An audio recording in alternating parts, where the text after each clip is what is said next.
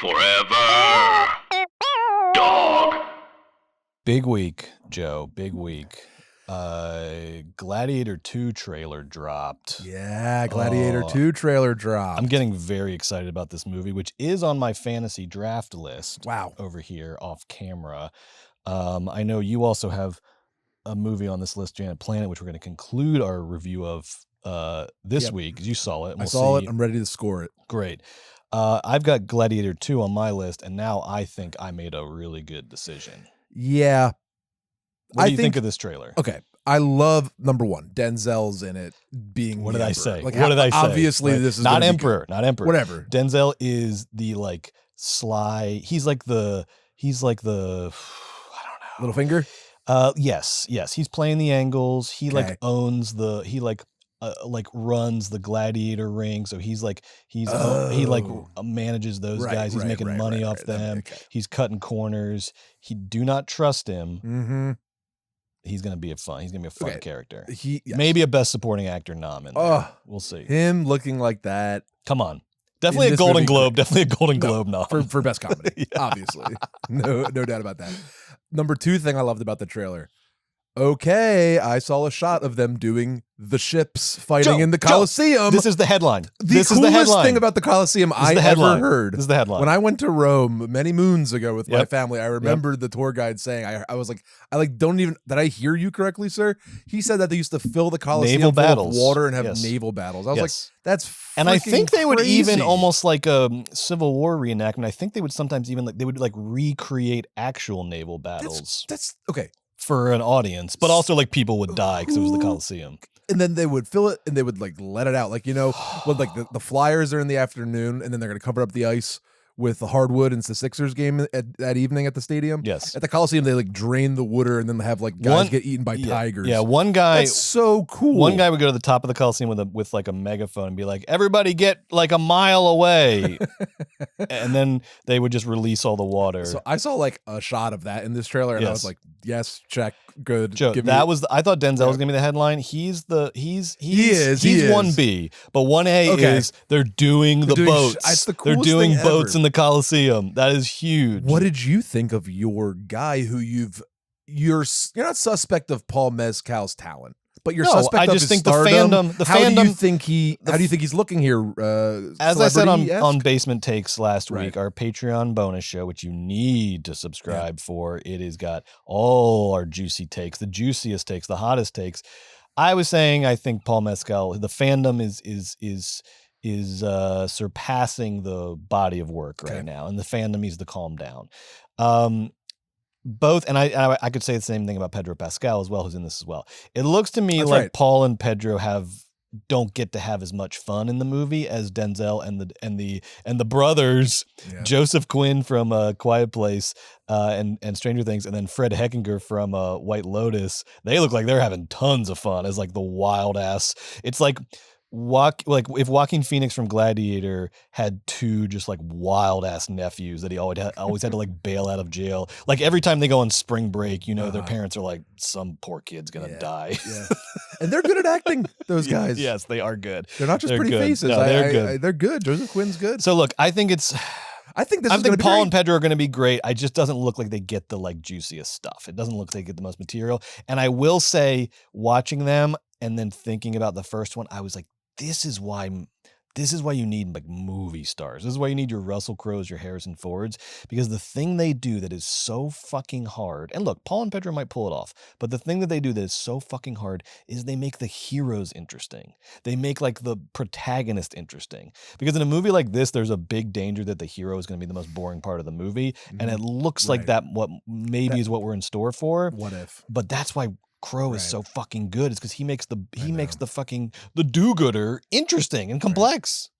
Maybe look, if I trust in Ridley, maybe he saw something in Paul, and then we're just gonna see it on screen in Gladiator 2 and go, kid's a star. What are we gonna do about it? That's what I hope.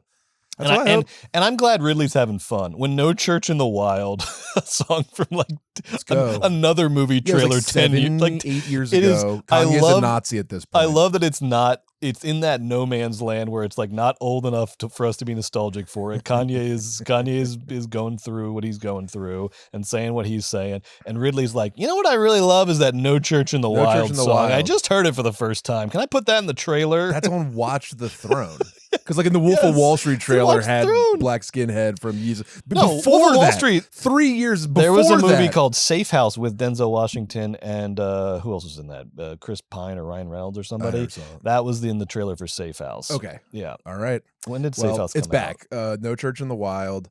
Safe House was Am I 2012. right? I hope that's on the. Is that on that album? I don't. It is on Watch the Throne. Okay. Yeah. Anyway, I think the trailer looked great. I love Ridley Scott. I love late career Ridley Scott. Prometheus is the second best alien movie. Napoleon's the most underrated movie and of the we last love 5 Napoleon. years. Like, Yes. I don't know what we're gonna do, but except go see Gladiator 2. Well, good luck, Brett. You're gonna need the points because I'm going to need the points. I saw Janet Planet this week and it was good. I think Spoiler, Janet Planet's great. Adding some points to the board for me. I'm glad this week. you agree with me because if not, it would have been like, it might have like weird. fundamentally altered our relationship because I would just been like, No, that'd have been weird. Yeah, it would have been weird. To not Would've been like weird. Janet Planet. Janet would be Planet's so weird. good. There's y'all. like Stay till later on in the nothing to episode not. for Joe. Why Joe loved Janet Planet and how so much because the points the matter. points matter. I gave it We're 5 tight. out of 5. It Brett has gave it my 5. highest ranking of the year so far. He was honest. For the fantasy draft, and I was honest. It's that good. It's a fucking masterpiece. It's very good. This week on Movies Baby, we're talking MAXXXINE and Despicable Me 4. Evil Does Not Exist, and like we said, Joe's review of Janet Planet, plus box office updates, what's going on with Horizon 2. Uh-oh. Joe, are you ready? You know it, Brett. Then Margo, won't you roll that theme song? Oh, there it is.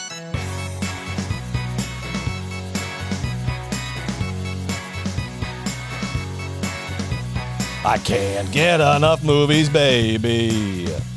I can't get enough movies, baby. But how about you? Do you have it bad too? Oh. Whenever one ends, it's like the death of a friend. I get to wishing that there were 2 more reels. And then a voice cries out, "Move, baby, you're in my seat and you don't want to mess with who? The Philly movie freak." I can't get enough movies, baby. I can't get enough movies, baby. Yes, it's true. Oh, I've got it bad. He's got it bad. Every night of the year, like the moon, I appear at all the movie theaters all over Every town. single one. Cut to black, roll credits. Whoa, baby. I'm lost in a fog. I need someone to talk to. Look, the Hi. Georgia movie dog. Dog. I can't get enough movies, baby. I can't get enough movies, baby. I can't get enough movies, baby. Welcome to Movies, Baby, the weekly show where we break down the hottest movie news, review the latest releases, shout out forgotten classics, and prophesy the future of Hollywood. We do indeed. I'm Joe Cilio, a.k.a. the Philly Movie Freak, and I'm joined, as always, by the amazing Margo Padilla Margo! over on the boards, but also my co-host Brett Boehm, a.k.a. the Georgia Movie Hi. Dog. Oh, go dogs. Joe, I want to kick it off if I can. Please. I know you know this. I'm bursting, and I but know I'll this. let you go. What? I want to make sure the people know that if you're a movie lover like we are, the Movies Baby Patreon, that's Movies Baby with 5 Ys, the Movies Baby Patreon is the place to be. That's patreon.com/Movies Baby with 5 Ys. And if you need an excuse to check it out, we got a new poll that just went up, and these polls are public. You don't have to be signed up. You don't have to be anything. You can just go over there and vote in the poll. But while you're there, here's an idea. You can either sign up for a 7-day free trial, right? Check it out, see if you like it. and then Sorry, have you said 7 expensive days. trial? No. Free. Oh. 7-day free trial. Doesn't cost you a thing. And then you decide if you like it or not, and then you can stick around for longer. And I think you will like it because there's a lot of good stuff over there. You can also just sign up for free, and then you get updates as we post stuff. And then maybe, who knows, a week or two later, you're getting that FOMO, and you're like, I gotta sign up. I gotta unlock this post. See what this basement take is all about. See what this asshole thinks about Paul Mescal. Sign up out of spite. I don't care. You don't have to love us. Maybe this is sort of a hate watch for you. I'm totally down for that. People on TikTok who have such an issue with my movie takes, there's a lot that you're going to love to hate on the Movies Baby Patreon. But go over, sign up, vote in the poll, and then sign up for free or for a 7-day trial. It's so easy. You're going to love it. And this new poll is a tribute to R.I.P., one of the greats of all time, Shelley Duvall, who sadly passed away today. This poll is about your favorite Shelley Duvall performance. Maybe it's The Shining. Maybe it's one of the Altmans. And this is just movies, though. So the Storytime Hour, which was I loved, is not unfortunately not part of this. It's just movies. So go and vote for your favorite Shelley Duvall performance. We'll announce the results next week. Joe, I know you've said Shelley Duvall is your favorite actor. Yeah, Shelley Duvall was one of my favorite actors.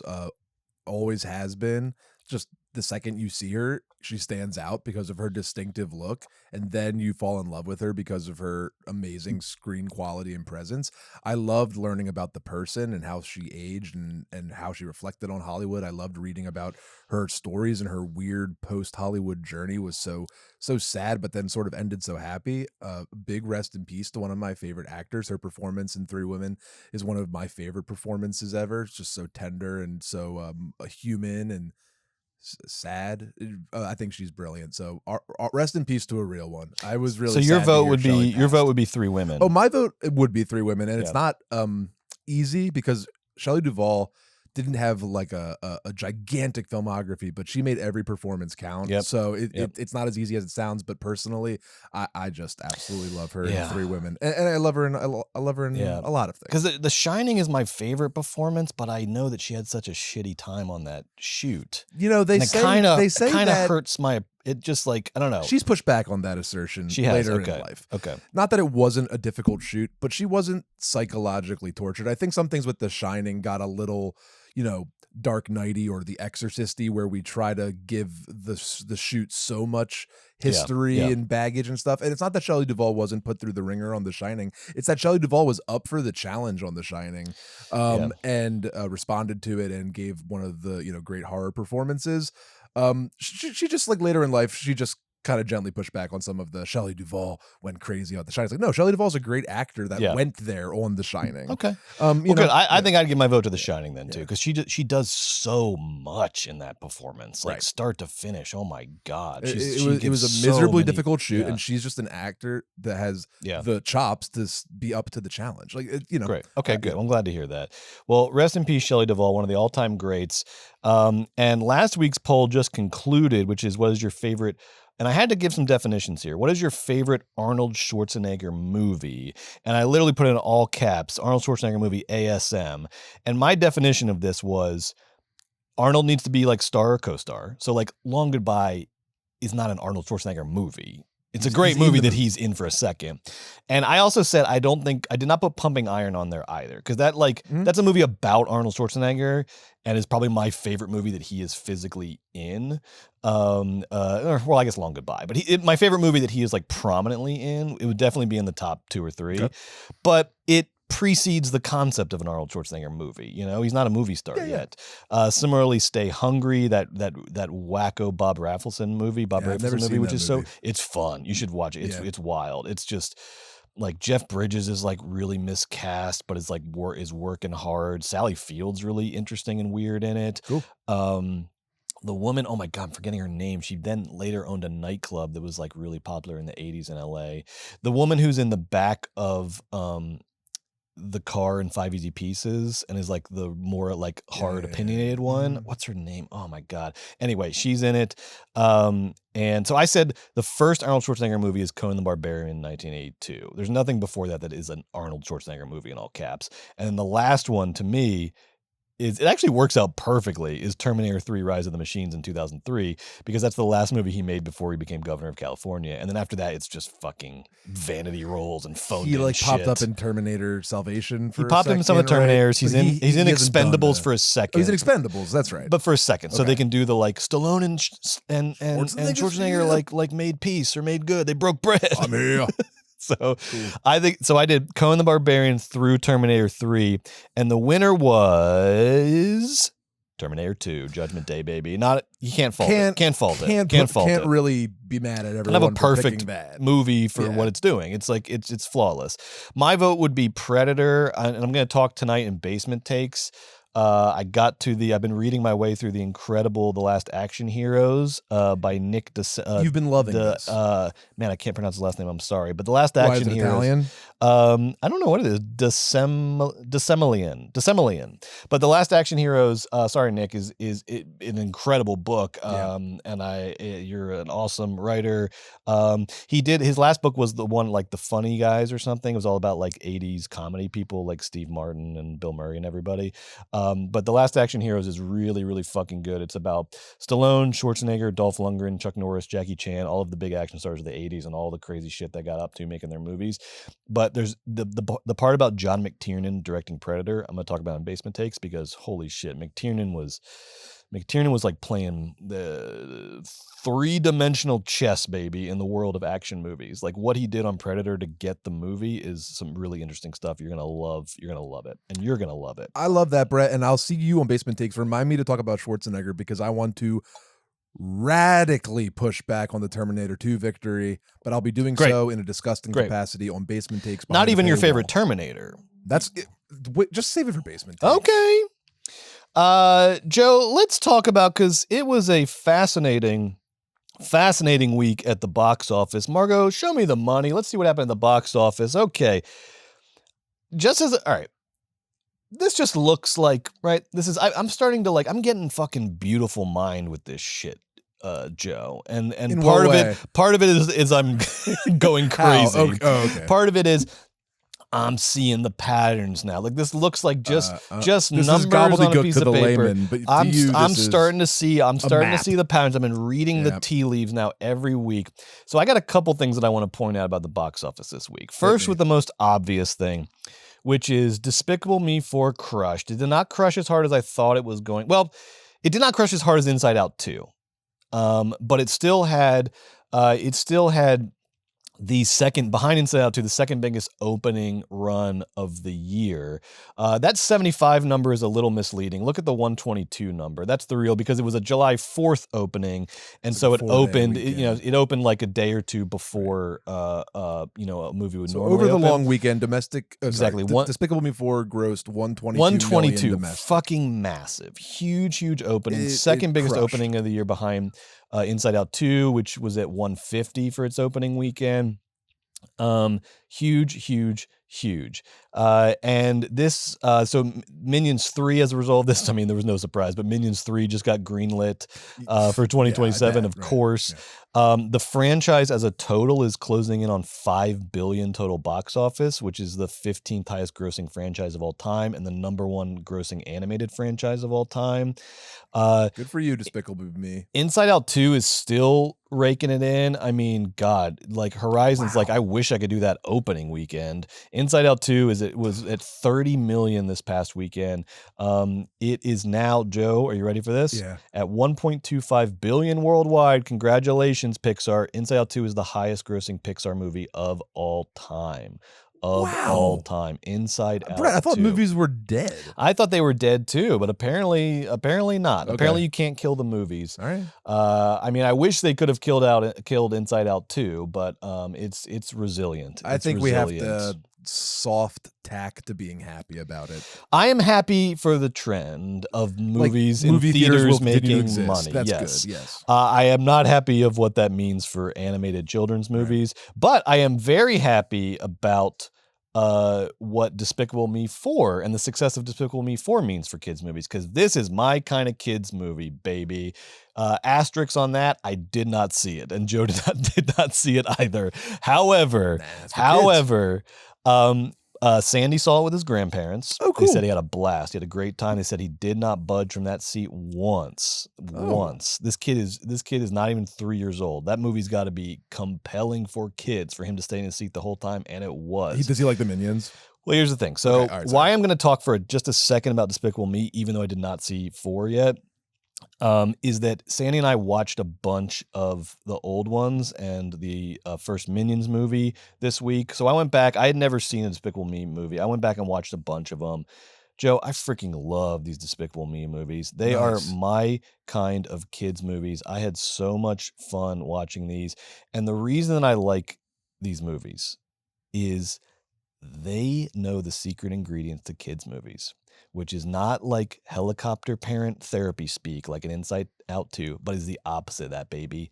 Fucking mischief. Mischief is the key to children's entertainment, baby. And the reason it's the key is not because it's going to make a bunch of bad kids that are going to make their parents' lives hell, is because kids are smart enough that they take what happens in movies and books and they translate it into a personality and into other things you might not expect. And the reason why mischief is so important in kids' entertainment is because it unlocks kids' imaginations. It makes them less rule obsessed. It fosters I think a healthy degree of a kind of anti-authoritarian independence. And mostly it just gets them thinking fun thoughts. It's just like fun energy for their brain is what mischief is in movies. Whereas Inside Out 2, there's one scene where the Riley has to like breaks into the coach's office to like see what her notes are, to see how good she's doing according to the coach's rubric. Okay. Inside Out 2 presents mischief as like a product of anxiety, as a product of you're like, you gotta calm down, you gotta utilize more joy. It's like, give me a break with that, okay? Despicable Me understands that mischief is fun and it is at the root of storytelling. It's all, I mean, think from the Odyssey. I mean, think of all this shit Odysseus got up to with his mischief out there in those Greek Isles, to Robin Hood, to Ocean's 11. Mischief is story. It is character. I mean, when I was a kid, my jam was Calvin and Hobbes, which is all about mischief. Absolutely. And I had every anthology. I read it cover to cover. Yep. I loved it. And sure, did I lightly attempt some of Calvin's pranks in real life? Sure, a little bit. Yeah. But the main impact that Calvin and Hobbes had on me was that it made me interested in stories. It made me want to read. It made me want to invest in like characters and character arcs and wanted to follow character arcs. And here's this character come back again. Yeah. Like mischief is the magnet that attracts kids to fiction. And then fiction is the key that unlocks the whole world for them. Mischief is necessary for kids' storytelling, and Despicable Me 4 gets it. Inside Out 2 doesn't. I love that. It's like Looney Tunes, baby. It's like freaking Looney Tunes. It's just, just because I love Wile E. Coyote doesn't mean when I was a kid, I'm going to tape myself to an Acme rocket. No. It just means I'm going to laugh and then move on. Makes you think fun thoughts. And that, I just make me love comedy and television and my parents because they loved it too. Despicable Me rules. I have not seen 4, but who cares? Like it's just another Despicable Me movie. That's the other thing. Is like they figured out the freaking formula, and they're just gonna do it until it runs out, and it never will run out. Make 100 of these. What's Sandy respond to when he's watching his Despicable Me's? Does he like the Minions? He loves the Minions. He's got a minion. He knows that it's Bob. He says Bob, Bob, Bob. He loves his freaking Minions. Now here's what I want to say about the Minions, though. This is an important point and a story idea for Minions 3, okay? Because we watched the movie Minions, which is all about the prehistory of the Minions, where they came from, the origin story. And it goes back all the way to the beginning of time, because the Minions have been around for all of the history of the Earth, right? Good. Now, the thing that defines the Minions throughout history is with each passing generation, their goal is to locate and serve the most despicable master that they can find. So in prehistoric times, they all are like serving like a T-Rex, a Tyrannosaurus Rex. Cute. Then the pharaohs in ancient Egypt, Count Dracula, Napoleon. Okay. And so this is going on, and I'm having fun bouncing along, and Sandy's enjoying it. But then in my head, I was like, oh, fuck. The Minions were Nazis. Right. Here comes the fucking. Yeah, I was like, the Minions were Nazis. Shit. Like, there's no way around it. Right. It's their guiding. Got his start in the early 1900s, and they just started repping Gru. So here's, but then here I had a second thought though, because I was like, oh no, they're fucking Nazis. The Minions are fucking Nazis. The thing though is, the other thing that defines them is they always accidentally kill their master because they're like clumsy and awkward. Okay. So they accidentally knock the T-Rex into a volcano. They accidentally flatten the pharaoh with a pyramid because they had the map, they had the blueprint upside down, and they thought it went the other way. And then it's very funny stuff. But who did they work for in the 20th century? So in my head, I'm like, oh no, they're Nazis, but like maybe they're going to kill Hitler. And then I'm like, this isn't going to be a kid's movie. What are you talking about? And so what happens is after they accidentally kill Napoleon with a cannon, which is also very funny, they're like chased by the entire French army and they hide in this cave, and then they don't come out of the cave for 150 years, which is literally, and so when they come out again, it's 1960. And I was like, you literally did that so you didn't have to answer the Nazi question. The whole reason the minions go in the cave is so they don't even have to address the Nazi question. And you know what I say to Illumination? Missed opportunity. Minions 3 is on the calendar right now. I want to propose Minions 3 : Valkyrie. No. The minions are Nazis, but they accidentally kill Hitler, and they do it early. They do it right after the Reichstag fire. They do it right after the Reichstag fire, early 30s. Don't wait until 44 like Tom Cruise and Valkyrie. Oh, you finally figured out that Hitler's a bad guy? They were working on the plan. You can't just march up to Hitler. You're an Operation Valkyrie apologist. I'm just saying it takes a while to make a plan. They tried. It's easier said than done. 1944? Well, they're in the middle of a war. You think Hitler didn't have people around him like waiting for some jokers to come and get him? Illumination. Listen to me. I'm telling you, it'll be. You can make this. Your Minions 3 Nazis? No. Minions 3 : Valkyrie operation, but something like that. Something like, and then it's early 1930s, mid 1930s. They're working for Hitler, and then they all one of them trips over another one, and they push him into a fire or something. You'll figure it out. You figure out everything. You figure out everything. But feel free to ignore that advice. You know what you're doing. What if it was like Minions 3 Sandinistas? And it was all framed as, a lot of the Nicaraguan sort of factions were really bad and the minions worked for them. And then Reagan comes to get the minions, and then the minions sort of I'm just trying to relocate it in history. I just feel like the Nazi thing is, could they come out during, maybe they come out of the cave and it's, I don't know, what's a thing that, who's 1830s and they go to work for Andrew Jackson during Indian removal? No, but I need 20th century. Yeah, well, they can definitely, no, because Napoleon's after Andrew Jackson.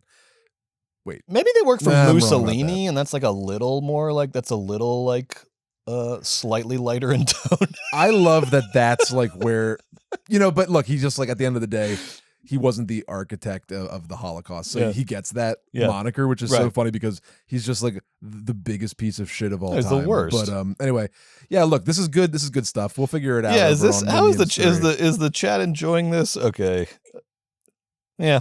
They say Josh in the chat says, while I was watching Valkyrie, I kept saying it needs more Kevin. Kevin is one of the minions. I agree. Yeah, see, I don't know. Is Kevin the tall thin one?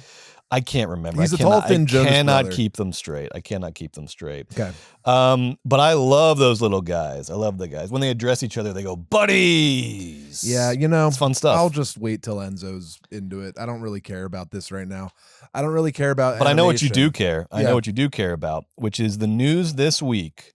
And I texted you right away as a wellness check. No, it was you were spiking the football. I was a little bit. I was spiking the football, but also being like, are you okay? Are you all right, buddy? Yeah.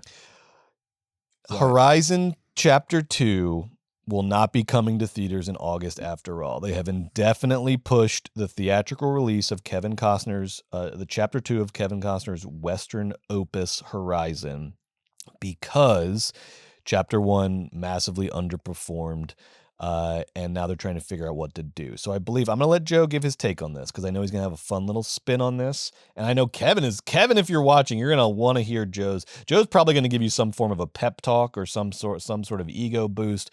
I'm just going to give you the facts, which is that they are the thinking, because they also, this is not the only news I want to say. They also announced VOD release of Chapter 1. So this is a two-part. People are focusing on the one part. This is a two-part announcement that Horizon Chapter 1 is coming to VOD and Max. I'm not sure if they're coming to both right away, but it's coming to VOD on July 16th. So it's coming to VOD next week. And the hope, I think, is that it finds its audience in video on demand. They build an audience that way, and then they wait until they're confident in releasing Chapter 2 with a better sense of what the audience is. Joe, what do you think about this?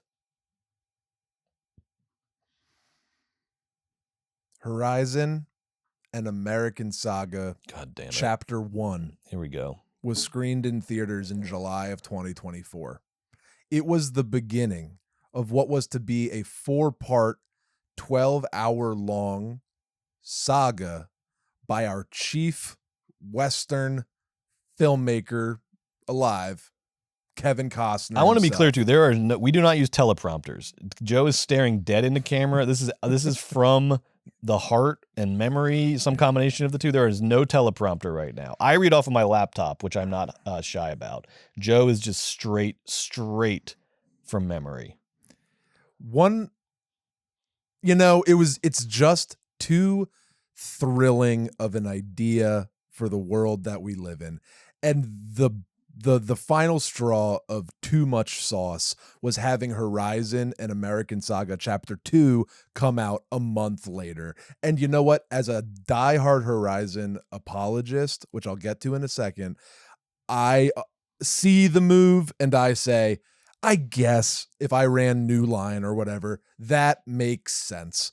Fine. It's just too spicy to have the Chapter 1 bomb and then a month later have Chapter 2 be distributed theatrically and expect different results with no time for the movie to find an audience.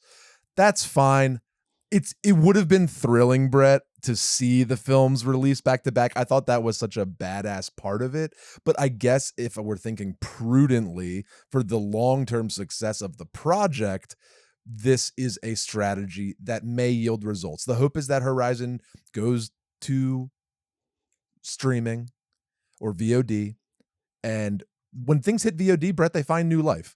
Fall Guy went on VOD this week. We saw it on the box office. It was up. When I saw the TV Glow went to VOD, it gets more buzz and more energy. You're right. Last week we saw it go up.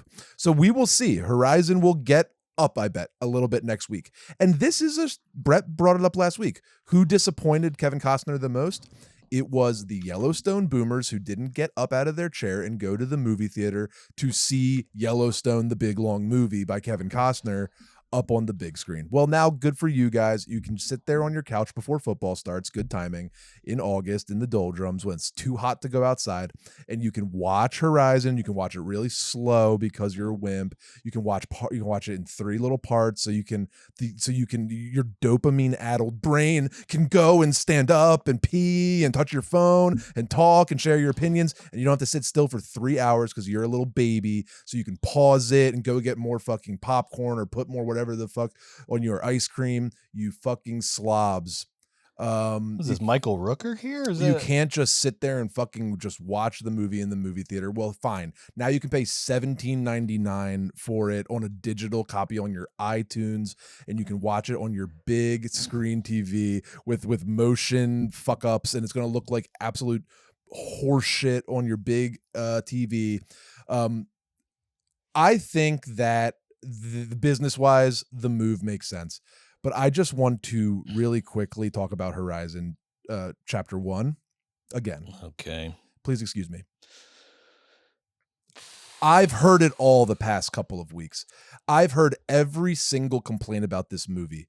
And y'all are boiling it down to essentially 2 things that I want to radically push back on to defend this picture. Number 1 thing I hear. This movie looks like television and was developed for television and then turned into a movie. The latter is just factually incorrect. Max was going to buy this and put it out as a limited series. Kevin Costner said, no, this is about the theatrical release. This is about cinema. I want people to see this together at the movie theaters. No, thank you for your money. I'd rather risk it on theatrical release. So the first part where it's made for TV, wrong, made for movie theaters. The second part of that, it looks like television. Brett, everybody else, anybody, what could have possibly inspired that? Oh, Westerns long history on television. Westerns movies were humongous in the 20s, 30s, 40s, and 50s, right? With varying degrees of boom and bust within that window. But that was like the golden age of the Westerns when they made a bajillion of them. But do you know what happened to Westerns after that? They went on to be the longest running, most successful television programs of all time, like Bonanza or The Virginian or, there's like 3 others I'm forgetting right now. But the history of the Western is tied up with the history of television. Oh, this looks like TV. I don't like it. That's funny. It seems like all you fuckers are obsessed with TV. Oh, Jane Schoenbrun's movie looks just like TV. You all fucking come in your pants. Kevin Costner does it. It's violence. It looks like that because that's part of fucking Western history, okay? Fuck you. I know that Kevin Costner can make it look like a movie. I've seen Dances with Wolves and Open Range. I know he can give it a more cinematic quality. He's coming from television and kind of bringing that sensibility into his movie, and I don't see it as some sort of slap in the face.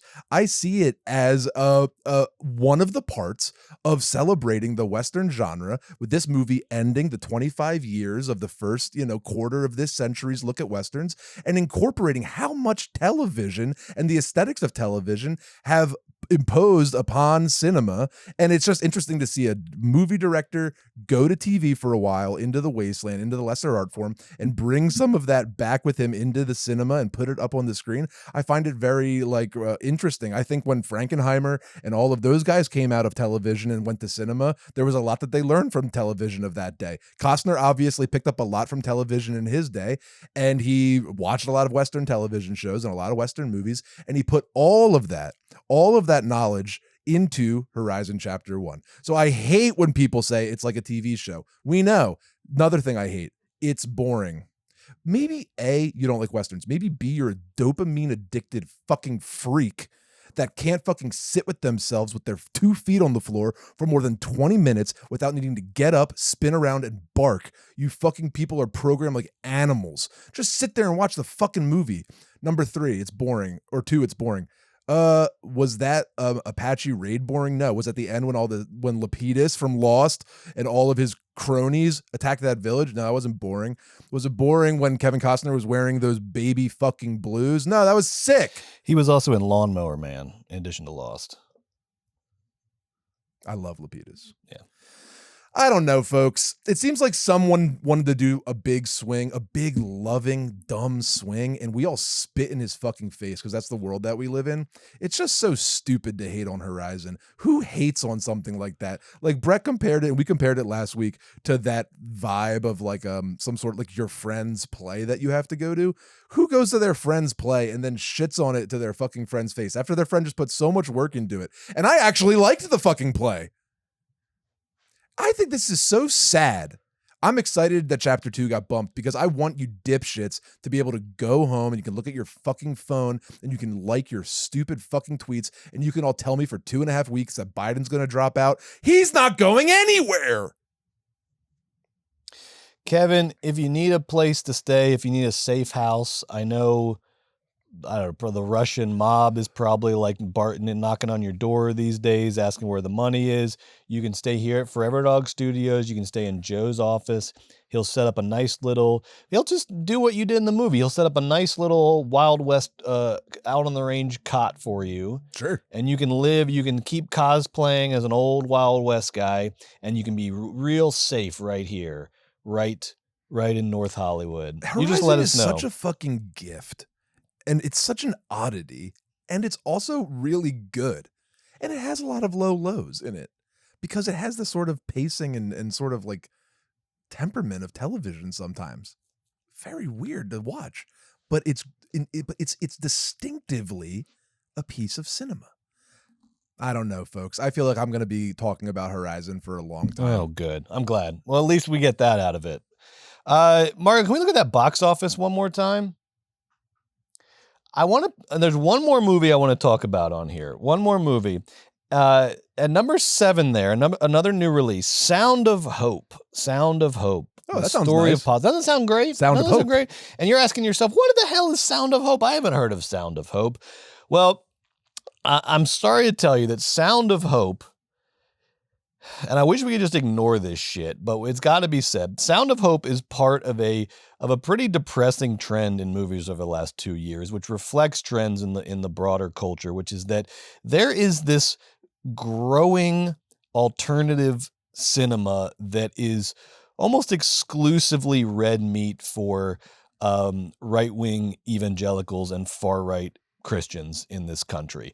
Last year, of course, the biggest, the headline is Sound of Freedom. I feel like Sound of Freedom almost did too well because that like broke into the mainstream. The goal of these movies is to sort of operate right under the mainstream, right under the radar. Sound of Freedom was almost too much out of the gate. That's the Jim Caviezel movie about child traffickers. Heaven is Real was like pretty good, but Sound of Freedom like blew the lid off of it. Exactly. And entered into the and that was that was a top 25 box office movie last year. And then this year we have seen they released that TV show The Chosen in theaters. And for everything I'm mentioning, you're gonna be like, what is that? I've never heard of that. This is the biggest stuff. This is babies listeners know about The Chosen. The Chosen is a TV show about the life of Christ that was so popular they dual released it in movie theaters, and it has collectively done $33 million this year. That's better than The Bike Riders. Another one that came out recently, Unsung Hero, about like these contemporary Christian singers, family of singers. That's right now in the top 50 worldwide box office for the year. And now Sound of Hope premieres in the top 10. This is a movie about a pastor and his family who ignite a movement of compassion in their East Texas church for 22 families to adopt 77 of the most difficult to place kids in the foster system. It's about saving foster kids. Now, look, on the surface, these movies are inspirational Hallmark stories about helping kids and following your dreams and standing by your family and all of that. But if you have any doubt about the core right-wing agenda of these movies, it came out last week that Sound of Hope's production company, Angel Studios, partnered with the far-right insane media company Daily Wire to promote this movie. And Letitia Wright from Black Panther, who's an executive producer on this movie, came out and said that she had no idea that was going to happen. And Too late, Letitia. Too late. I don't care. Oh, fuck. Did I shoot a movie with Woody Allen? What I do care about forgot. is the danger posed by a movie like Sound of Hope. And let's say it right now out of the gate. This is exactly what the Daily Wire wants me to say. They think I stepped right in their big old stupid bear trap. They want me to say that a movie called Sound of Hope about saving kids is dangerous so that they can say, can you believe these liberals? They fucking hate kids. But unfortunately for the Daily Wire, I'm not stupid. None of us are fucking stupid, and your evil plans are laughably transparent. So let's just lay out what the Daily Wire is doing with this movie and with their whole fucking thing. They start, and not just the Daily Wire, the entire far right. They start with a wide net message that no one can disagree with. Helping foster kids have a better life. Everyone wants that, right? No one can possibly disagree with that. Then they start generalizing that message to this movie's about helping kids. This is for the kids. This is about saving kids. They generalize it away from the actual plot of the movie, away from even the specificity of being foster kids. They generalize it to this is about helping kids, saving kids. And then once you're comfortable with that message, if you still are, they weaponize that message to start their actual political agenda of targeting groups of people, namely trans kids, trans people, in order to advance their political goals and make a shit ton of money. Watch this happen in real time. This is a quote from the Daily Wire CEO, Jeremy Boring, in a statement to Variety. And this is where they're at. Usually like a year ago, it would be like, we contacted Jeremy Boring and there was no statement. Or the statement was like, fuck you, Hollywood fuckos. They are now at a point where they're comfortable enough with their whole plan that they are like issuing statements to Variety and whoever, and Hollywood Reporter. So this is a statement from Jeremy Boring about them teaming up to promote this movie. The Daily Wire is truly honored to partner with Angel Studios on such an important project. But such is the intolerance of the modern left that instead of celebrating this accomplishment and all it might mean, one of the film's producers, Letitia Wright of Black Panther fame, Coded, used the occasion to condemn the Daily Wire's involvement in sharing this message across the country. Letitia and I probably don't share the same politics, but I believe we share a Christian faith, and more importantly, the same goal of shining a light on something we can all agree on, a community banding together to help kids in need. Okay, so it's still specific to the actual plot of the movie. We hope people don't allow this distraction to steal from the message from the film. You can't even write this fucking right. And the impact it can have. Everyone should see this movie and join the fight for kids. It's too important not to. So within the span of this single message, this guy goes from saving foster kids to what is the transparent tagline of this hate movement: join the fight for kids. And when they say the fight for kids, that is an explicitly anti-trans, anti-queer message, because the thing that they then turn around and do is say that in order to save kids, we need to raise them right. The kids can't be trans, and then trans people are a danger to kids, queer people are a danger to kids, drag queens are a danger to kids, drag brunches, etc. They go off into that whole thing. This is the 1, 2, 3 that they do over and over and fucking over again. And now they are using big theatrical releases of movies, maybe not at your theater or where you can see movies, but in a lot of theaters all over the country, they are now using feature films and cinema to be a cog in this machine, to be a cog in this wheel, to get their hateful messages out. And it is, in a way, it's a strategy that invalidates itself, because the fact that the Daily Wire has to operate like this is a tacit admission that their ideology is extreme. They know they can't start with step 3. They know they can't go to step 3 because it's so fucking insane and so fucking hateful. They can't come out and say it. There's a reason that we don't see Lady Ballers in the top 100 of the box office this year. And if you don't know what Lady Ballers is, don't look it up. You're a good person. You should go easy on yourself. It means if you don't know what it is, you're fundamentally a good person. Don't look it up. The Daily Wire literally has to disguise their razor blades in candy. They have to start with saving foster kids and then slowly mindfuck conservatives into believing that trans people want to destroy kids, which, by the way, is the definition of grooming. The Daily Wire are groomers, which means they hate themselves, which is probably the root of all of this. So enjoy all that money, Jeremy Boring. You spent your one brief little life being an absolute piece of shit, and your legacy will be a footnote in the long history of American losers. You weren't the first. You won't be the last. I hope it was worth it. Joe, let's talk about MAXXXINE. Ugh, even worse than Sound of Fucking Hope. Jesus. Now, I do want to preface this by saying you have been out in front. You've been on this lonely hilltop for a long time, since X, through Pearl, and now with MAXXXINE. You have been saying that the Ty West Mia Goth team up is one of the worst things that ever happened to horror. That X and Pearl are laughably bad. You said that MAXXXINE was going to stink big time. Joe, we've never had this discussion on Movies Baby, though. Get me up to speed on why you got such a beef with this whole Ty West Mia Goth team up that we now are at our third movie of. I think it boils down to this. Ty, you were given everything, and you gave us nothing back. The idea of X, followed by 2 sequels that were thematically linked, that turned into Pearl, that turned into MAXXXINE, they're all horror movies, each focusing on a different cinematic sort of decade, all around one central actor, in this case Mia. And that in theory sounds cool. So when I saw X, I think it hurt so bad because I was really excited for X. On paper, amazing. It's like, okay, great. Exploitation. Mia Goth, who I was unfamiliar with at the time, was very beautiful, right? So I was like, okay, this beautiful woman is the lead character, and she's supposed to be amazing at acting. Oh, good. Killer poster. Yeah, cool poster. Oh, Ty West. Oh, he did that he did the devil thing with the woman, and the Greta Gerwig was in it for a second, and the ghost, that I remember that being pretty good during college. Oh, at A24, like they're always on their game, you know, like I guess that'll still be pretty good. And then the reviews for X. I liked House of the Devil, that movie. I liked House of the Devil a lot. House of the Devil is overrated. It is not that good. It's actually just like, you know, I can steal other movies too and put them all together and call it my own. But at that point, it's like his first movie. It's micro budget. Like I was like, here we go. Here's somebody doing something. I liked House of the Devil.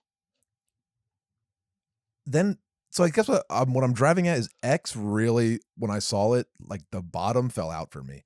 I was like, you had this opportunity to do this sort of like exploitation themed horror film with A24, and everybody loved it. And I was so confused because there isn't a scare in this thing. There isn't a single scare in this thing. The story is soft. Its themes, like sort of like old people and sex, are used so first thoughty. There's nothing sexy about X, even though it's a movie ostensibly about hot people having sex or making pornography. There's no tension sort of built up during X, and the whole thing ends with a lot of sound and fury, and the whole thing just slapped me of like somebody who did not really have a handle on what they wanted, and it's sort of this like mealy mouthed mess. Then Pearl comes out, and I want to second because I don't want you to be alone on this, because I will say I wish we could have a little Siskel and Ebert dichotomy on this, but we have to be honest. And I wholeheartedly agree with everything you're saying. I was a little late to the game. Your reviews of these movies, honestly, were so bad. I was like, well, I can't see them now because I'm going to have Joe's review in my head. I got to give it some time. When I got around to seeing them, though, I agree with everything you're saying. The most confusing thing is the lack of execution of the horror beats in these movies. It is almost like astounding. The kills in X are so poorly executed and just sort of fumbled. It's bizarre. He's allergic to tension. I don't understand. And if there's no tension, then your punchline or your scare is going to be completely devoid of impact because there's no anticipation or tension or anything built up. I read in the New York Times, someone quoted, Ty West, he builds dread so well. He doesn't. It's the opposite of the truth. He doesn't know where to find dread if he was looking for it. He can't even build suspense well, much less dread. All he knows how to do is like over color correct his ugly movies. You know why he edits, writes, and directs his own movies? Because he's too afraid to show anybody his piss poor work before it's all done and it's too late and the money's been spent and you got to put it out. I don't want to hear about cost controlling, Ty. You edit your own movies because you know the footage you're getting is hodgepodge and you're going to fix it in post and put it all together and you're going to find that dread. You never found the dread in X. In Pearl, you don't even remotely even begin to see anything reminding me of dread. Look at him. Look what you're doing to this man. Look what you're doing to this man. I'm just getting started. Pearl, so now he brings Mia in as his like collaborator and they write it together and they stay up late and Mia's sending Ty notes and what if Pearl did this? What if Pearl did that? And the problem with Pearl is that it has like all these movies have this cool financial situation where they're low budget movies and it sort of made his way. But that's why I find the whole trilogy so fucking agonizing is you've taken something cool and you made it lame. But anyway, in Pearl, he goes, First, he wanted it to be black and white, but then A24 was like, "Oh, we got too many black and white stuff this year," and he goes, oh, "Okay, I'll just do it in a super duper Technicolor saturation." What a happy accident! You know, it's like, okay, so are you this like chief visionary, or are you just like flopping around and just like giving what's handed to you and pretending you're an auteur? So haven't you read Easy Riders Raging Bulls? When A24 says that, you lay down on the floor of their office and you convulse and you spit at them until they tell you can do whatever you want. You drive to their offices, you get all the reels, the negatives of the lighthouse, and you color it in and go, fuck you. Now you have one less black and white movie on your roster this year. We're putting Pearl in black and white. But he didn't do that because he's a coward. No, but so he shoots Pearl in this awful Technicolor. To call it Technicolor shows you how far cinema literacy has plummeted into the fucking earth. It doesn't look like Technicolor. It looks like the fucking Instagram filter that you turn all the way up on the saturation for dipshits. It's so ugly and garish. And that's not even the chief problem. The two chief issues are, number one, Ty West is a terrible director that cannot get tension created in his horror movies to save his life. And number two, he cast Mia Goth, the world's worst actress. Look, Mia Goth is very beautiful, but in a scary Victorian doll sort of way, like a porcelain sort of object in your grandmother's chest that you guess has value, maybe $125 for that scary fucking weird porcelain clown in the fucking little glass cabinet. That's Mia Goth. She is that doll come to life, and she is the overactor of the century. My God, this woman has never been in a movie that she's not like, you know what I'm going to do? I'm going to turn it up to 500 and call it good. That's what Ty does too. He's like, if I'm going voom, voom, vop with my camera and cut, bang, and flash, zip, and booby. It's like, who's looking at boobies? And like, he puts like naked bodies on the screen, and then here's me inside. Boop, boop, boop. Like a heart rate doesn't. He, in MAXXXINE, like, you watch a guy's balls get crushed. Here's my heart rate. Boop. Nothing. Boop, it meant nothing. Boop. There's nothing. He's just like, he can't scintillate. He can't terrify. But my God, is he doing? And he's kicking. And is it step ball chain? Kick, kick, kick. Light, light, light, light, light. Color, color, color, color, color. And that's Mia acting. Wah, wah, I'm gonna be a fucking star. And her worst performance is in Pearl. Holy moly, is she so fucking awful in it. And they feed off each other's awfulness. At the end of Pearl, they told you there's going to be this big long monologue Mia Goth gives that's really going to blow the house down. Terribly written, completely uninteresting. Halfway through the monologue, your brain like forgets what you're listening to, and then she's so bad in it. And then at the end of Pearl, Ty makes her smile over the credits, and she holds this big scary smile with these big tears in her eyes, like the movie smile. And it's like, it's just like it's like two theater, and I'm using this derogatorily, even though I am a theater kid and I love theater kids. It's like two bad theater kids hyping each other up, playing experimental crazy guys, and Pearl's really rough. So now the new one comes out, MAXXXINE. I also, can I say too, I wonder, like, because you had been telling me this, like, Mia Goth is a terrible, and I was like, like, how, isn't she just doing, like, Scream Queen, Final Girl, like, fun, and, like, how could, like, and then when I watched X, there's one scene where she sees old Pearl for the second time, but Pearl is now like out in the yard and they have a little moment. And Mia Goth is like confused by this old woman out here in this yard, kind of like signaling to her.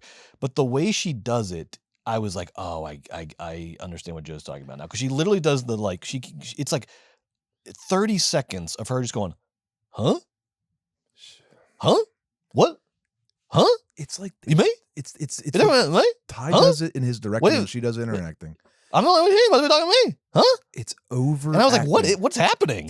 They overdo it and call it style. It's bizarre. It's not style. It's beyond melodrama. It's bad acting. Yeah, it's not even good. It's not even reality. Bizarre. It's not grounded in any sort of human feeling, Mia, so you seem crazy and weird, and like Pearl's crazy and weird, Joe. But it does not land on the other lily pad, which is it's not like good enough at like being hyper stylized that it lands on some other sort of like kitsch or camp, or like it is stuck in no man's land of just like it is neither thing.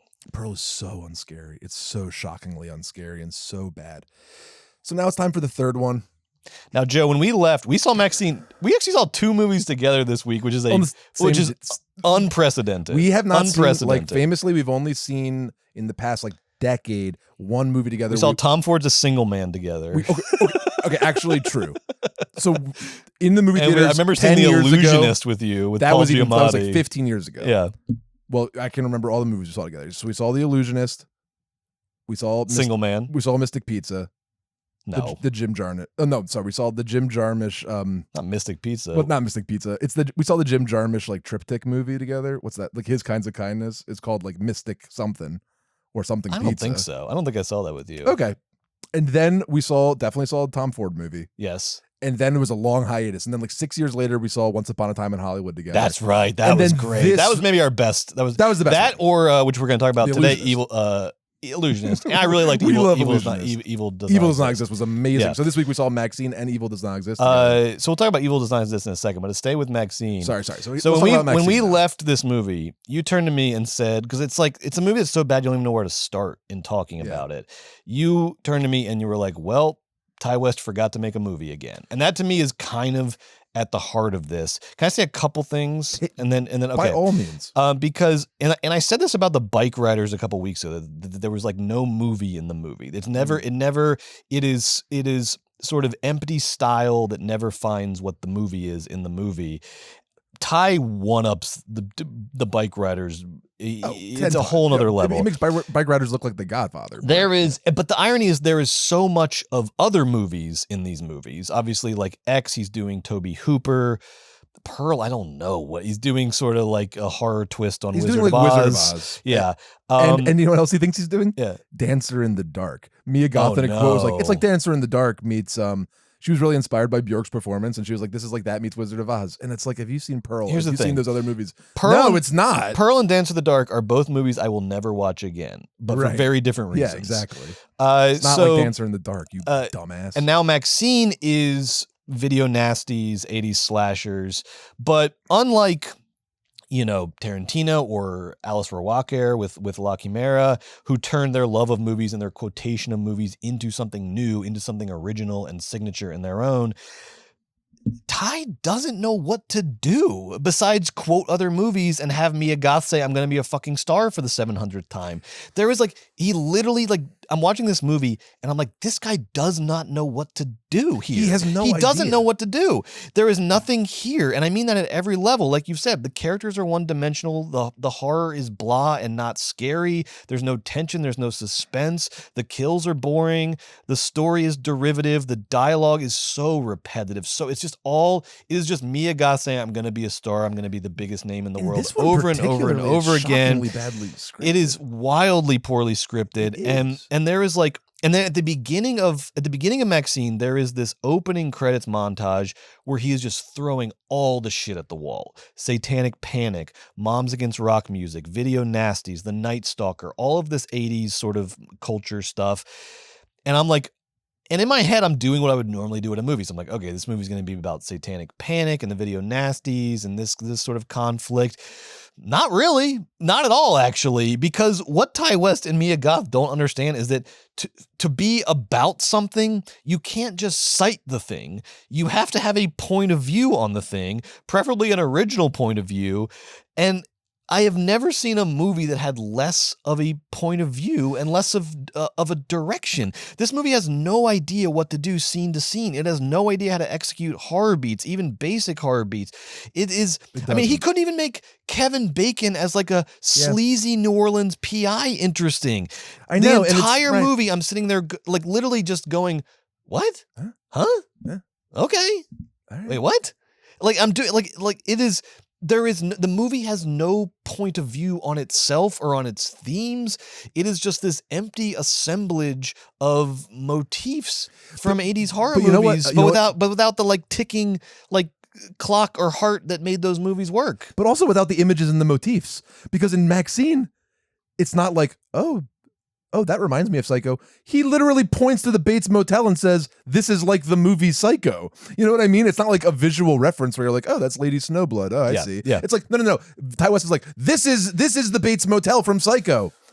He loved Psycho when fucking he saw it. Do you know who his mentor was when he was out of college? Or who he worked for, who he apprenticed under? No. Kelly Reichardt. That's insane. Yes. And he worked under Kelly Reichardt, which is shocking. Kelly Reichardt gives a very, very thin quote to the New York Times this week in the Ty West profile. Like, I remember Ty.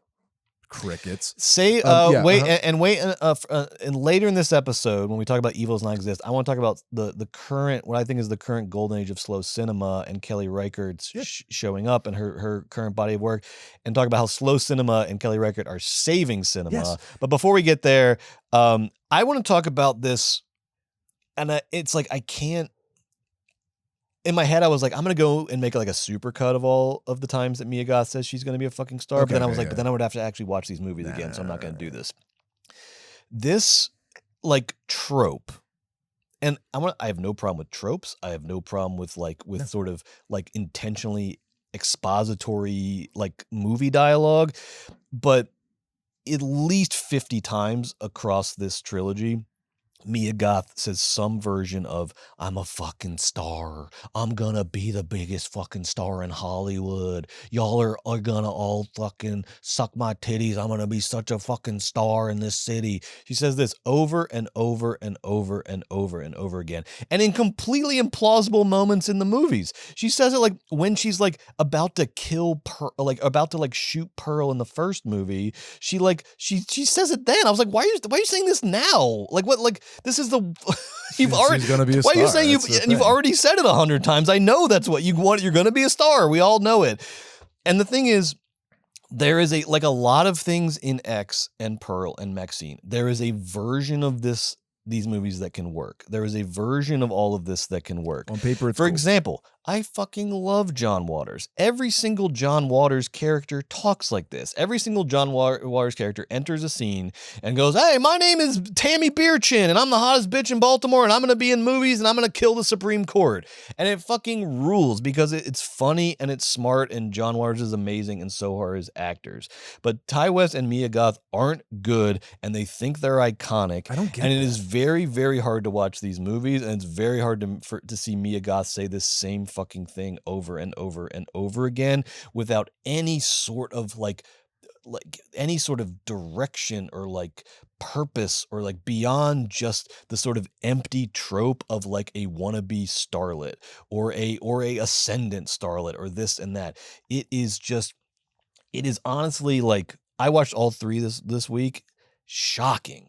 Like I don't know the people who like these movies. I don't know what you're seeing. I don't know what you're seeing. It's because you've only seen Star Wars. It's because the people that like this movie, and maybe that's totally fine. Maybe you're 14 years old. It's like you're trying to get into cool stuff. And I think one of Ty's things is he thinks, or they compare him to Tarantino. They think like, oh, Ty West, you watch X and then you're going to get into 70s exploitation films. It's like Ty West, when you watch a Quentin Tarantino film, you can pick how much he's stealing and you can decide how mad you are about that. But what you can't deny is that he loves and knows movies, right? Like when Ty West makes his like collages of past films and all these paeans and references to these old movies, it's like, I don't know how many movies you've seen, Ty. Check out your Sight and Sound top 10 list for further fucking details. I don't know how much you love horror movies. I don't know how much you love the movies. You claim that you love the movies and these movies are about movies and you compare yourself to Tarantino. I don't know about that, my man, because these movies are so thin. You got to do the coolest thing ever. A24, I'll happily make you 3 movies for a total of $12-15 million, whatever it was. And I'll cast Mia Goth. Because Mia Goth, you know what the thing about Mia Goth is? She might be the worst actress alive, but she's a movie star, kiddo. Like she ain't going nowhere. Like I like Mia Goth. Like it's the funniest thing. I've never enjoyed any of her performances. I think she's fucking terrible at acting, but she has a certain je ne sais quoi. But my God, is it just it sucks. These are going to be like iconic roles. I think this whole fucking thing is a flash. Did you hear about this? I think kids. I think this is just for fucking morons and not for people that actually like horror. Nobody's going to go back and rewatch these movies. These movies are really fucking lame. You know what sucks is like, oh, these are gateway drugs to all these amazing movies. It's like not these. I'm not like they're not, because I will say we have long like put big asterisks on these type of reviews where like I totally respect and get gateway movies. The movies that when you're in high school and you're getting into movies and you see something that maybe later on you realize was sort of like empty and pretentious, but when you're young, it is like the gateway into all the great cinema. I understand that. I respect that. Mm-hmm. Those movies need to exist. I don't think this is even that. This isn't going to bring people into the fold. I don't think this is even that. Or maybe it hasn't, Joe. You're so wrong. You know, whatever. Honestly, these movies fucking stink. They don't look good. I think there's one good image in all 3, which is in MAXXXINE. Crocodile. No. Okay, crocodile. I like the near crocodile kill at the beginning. There are 2 shots in X that I liked and that mirror each other. Yes. And interestingly I think are the only 2 things that are like not taken from Tobe Hooper, because I can't think of any like analogous shots in Tobe Hooper, which is that aerial shot of the alligator approaching Mia Goth, right? Yeah. Right? That's a good shot. That's amazing. That's a great shot. Yes. Thank you. And then, so the alligator approaching Mia Goth, I was like, and that's early enough in the movie where I was like, okay. And then they repeat the shot later as she's like crawling out from under the bed where the two old, the old couple is fucking. Those aerial shots, I was like, this is like, but then like, those are just like the exceptions that prove the rule. Look, those look good. It looks good in Pearl when right at the opening credits when she like throws some meat to the alligator, or the alligator jumps up in Pearl and it freezes. Yeah. And in MAXXXINE, when the MAXXXINE intro music is playing, and I was like, this guy, you know why he has a fucking career? Opening credits. This motherfucker can really nail it. Yeah. Well, like, go direct fucking music videos then, Ty. I love that you like He'd really be a got great, it. Like, go make music videos. He'd be a great music video director. Do the reverse Fincher. Go into music videos. Go into music videos. You'd be a great music video director. When the MAXXXINE opening you credits could give are like rolling, Taylor Swift and Edge. When you see Pearl, when you see X, all three of those movies have banging ass like opening credit music. Do edgy things. Taylor Swift videos. Just swim in money. Yeah. Right? Yeah. No, do it. We found it. No, like that's we're not trying to put anybody out of work. We're just trying to find the right find the right work. And the I right think medium for everybody. The only thing deader than movies is music videos, and I think Ty needs to go do those. No, music videos are hot. You see the Kendrick Lamar music video? Okay, I watched it 100 if you have times. the number one song in the world, your music video will be seen. MAXXXINE, I liked when spoiler alert / you know what I hope? I hope I spoil this for you. I hope that you're like, don't do this. Skip. Here comes this fucking spoiler. Who cares? Ugh. I liked when Kevin Bacon got crushed by that trash compactor and the blood came out of the car. Very fun. That's just one shot. That was a great image. It was a great image. Here's the problem. Here's the problem with that. And I told you this afterwards. Yeah. Here's the problem. Why are you killing this guy? Whatever. He's just a private investigator for hire. Yeah. He has information that you need. And as the thing is coming down, he is screaming to you that he'll give you the information you need. And then you kill him. And it was like, it's just like, God. But you know why? Is because he knew he had his one good shot. He knew he had his one good shot. He wasn't going to let a little thing like story get in the way of it. I'm shooting on the fucking backlot at Universal. God, that sequence where Kevin Bacon's chasing her on the backlot with a gun. Is it they're Universal, I guess, or maybe they're Warner Brothers. It's Universal because they go to the Psycho House. Oh, right, duh.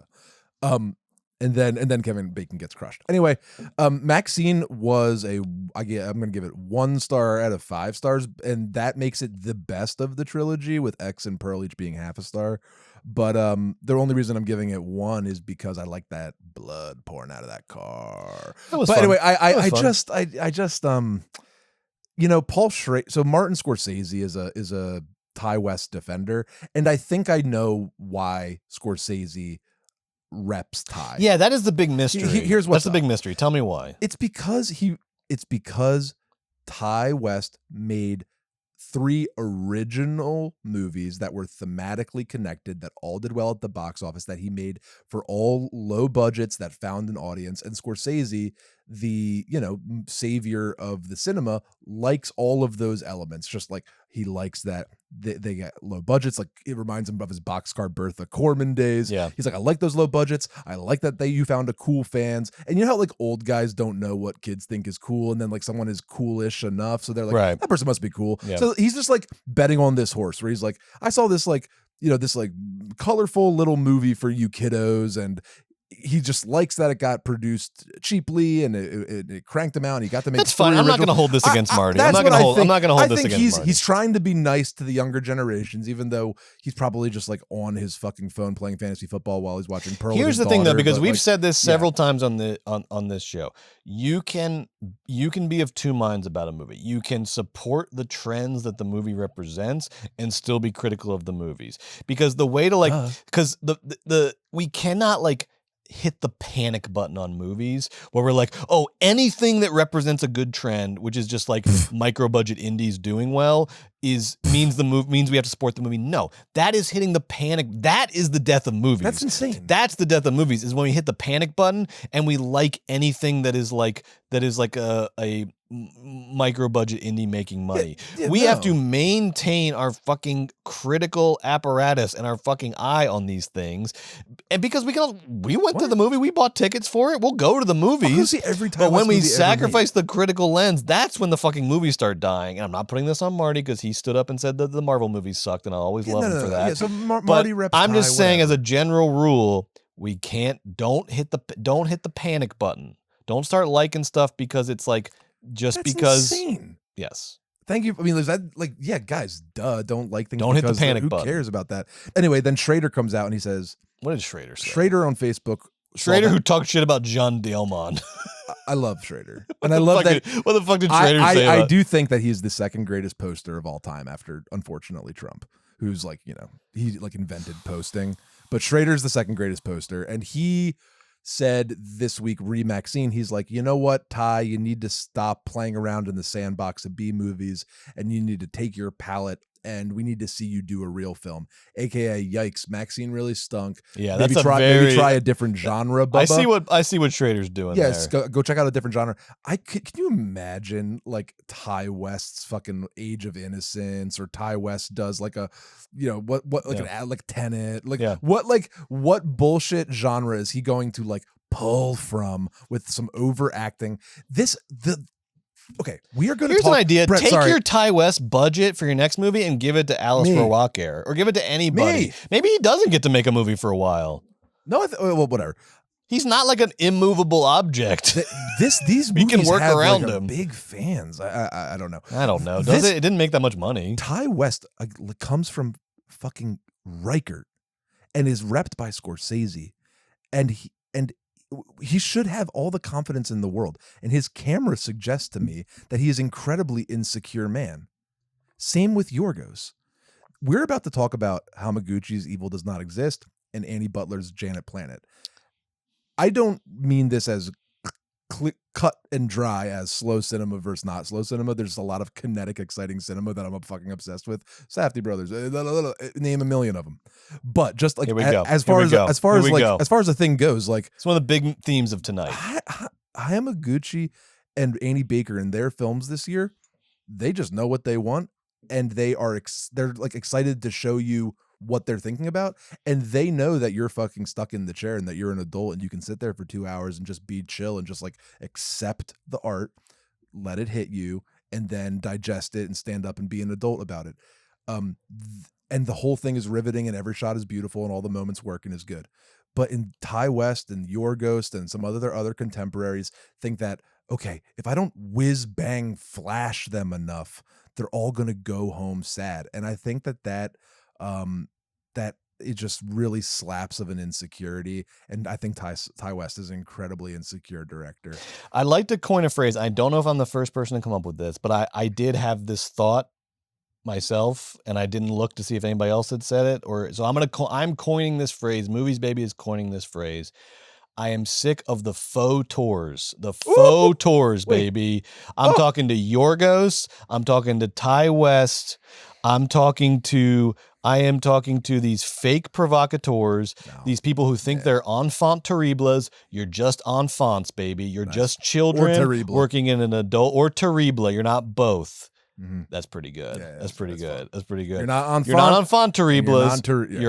You're just terrible enfants. You're just kids who are working in an adult medium, and you can't hang with the real fucking artists. But you bring and look, I wouldn't be saying this if you didn't bring such fucking ego and bravado to your bullshit movies and to the promotion of these movies. And if you didn't show up on the red carpet like you thought you were fucking Godard at Cannes in the 60s, give me a fucking break. No more faux tours in cinema. We need the real auteurs, baby. And you're going to find them right now mostly in the medium of slow cinema. Let's talk about Evil Does Not Exist.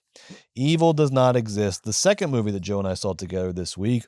Crazy. Directed by Ryosuke Hamaguchi, who made Drive My Car in 2021, which won a bunch of awards, got him an Oscar nomination for Best Director, which is very hard to do as an international filmmaker. He previously worked in documentary a lot. He made a 3-part documentary about survivors of the 2011 Tohoku earthquake and tsunami called Voices of the Waves. He also has previously in feature films worked with non-professional actors like Sean Baker, like others, which he does here. And I think all of that comes together. The documentary experience, the working with non-professional actors, all comes together in the amazing, sublime Evil Does Not Exist. This movie, with a cast of non-professional actors, follows a single father who lives in a village that is disrupted by a real estate project, glamping. This real estate company is gonna come in and do like a glamping thing in this village that really depends upon agriculture and nature for its and community for its existence. And then it follows the consequences of this development and its effects on the community. I was blown away by this movie. It is so smart. It is so patient. It is so controlled. And then when it hits fucking hard. It's also a very pleasant surprise. It is very funny. It's very fucking funny. I think we should for this. I want to avoid any kind of spoilers. I want to talk about like 2 things from the early part of the movie. I really want to avoid spoilers on this one though. Yeah, no spoilers. Because we don't have like contempt for the movie. No. This movie's a beautiful gift that you should and also see. Because you should go into it not knowing too much. I agree. Know a little, but don't know too much. Know that it's good and you should go. Exactly. Sure. Know about that. But I do want to talk about a couple things in the early part of the movie, kind of Act 1, early Act 2. First, the opening part of this movie is just like is just pure slow cinema. It is and the whole movie really is long takes, long shots.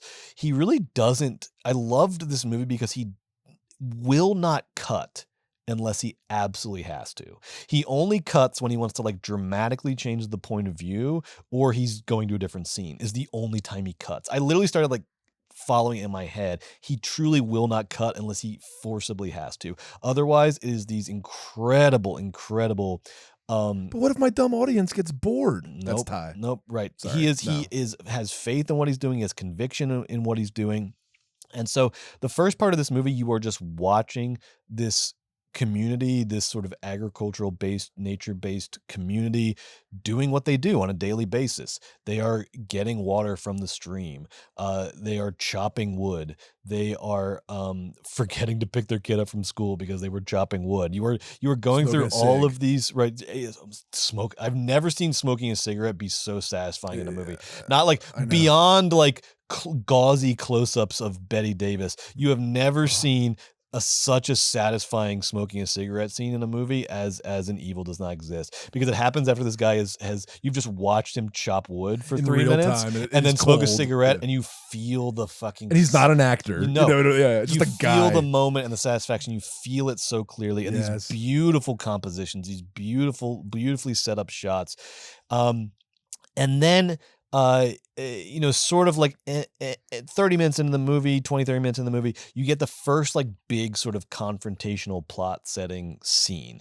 And it is this incredible long scene of a town hall meeting where this real estate company is like presenting their plans for doing like a glamping installation in this town. And you can tell like at the beginning, this real estate company and their 2 representatives who then have the most incredible character arcs. Oh my God. Like what would be throwaway characters to anybody else become like the key characters in the whole thing, and their arcs are unbelievable. I won't say anything else about that. But this real estate company, they think they just show this video and they're like, these dumb hicks are going to love this because it's, money into the economy. And then the town hits them with the most incredible questions ever. They have like 3 detailed questions in a row about the septic tank, and this company is wildly unprepared to answer any real questions about what they're doing.